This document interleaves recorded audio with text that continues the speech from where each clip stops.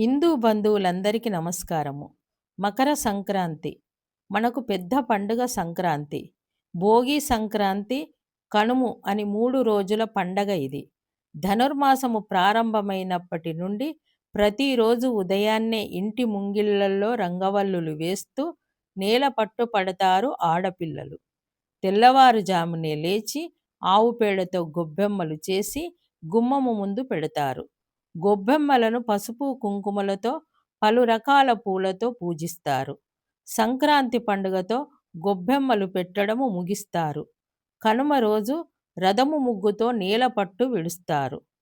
భోగి పండుగ రోజు ఇండ్ల ముంగిళ్లలో భోగి మంటలు వేసి ఆ మంటలలో పనికిరాని పాత వస్తువులను కాల్చివేస్తారు.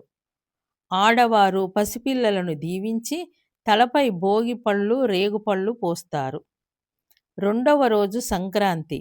ఈరోజు సూర్యోదయానికి ముందే నల్ల నువ్వుల పిండితో శరీరానికి నలుగు పెట్టి తలంటి స్నానము చెయ్యాలి.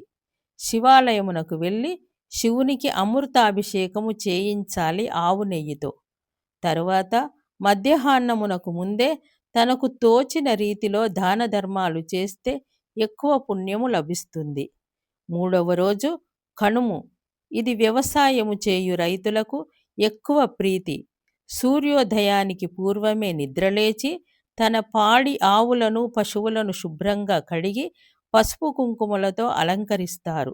తర్వాత పాలతో పాల పొంగలిని వండి తమ తమ కుల దైవాలకు ఆ పశువుల శాలల్లోనే నైవేద్యము పెట్టి తర్వాత తమ పొలాల సరిహద్దుల్లో చల్లి వస్తారు. దీనినే పొలి చేయుట అంటారు. ఈ పొలి రకరకాల ఆచారాలతో తమకు తోచిన విధంగా జరుపుకుంటారు. భక్తిపూర్వక సమర్పణ.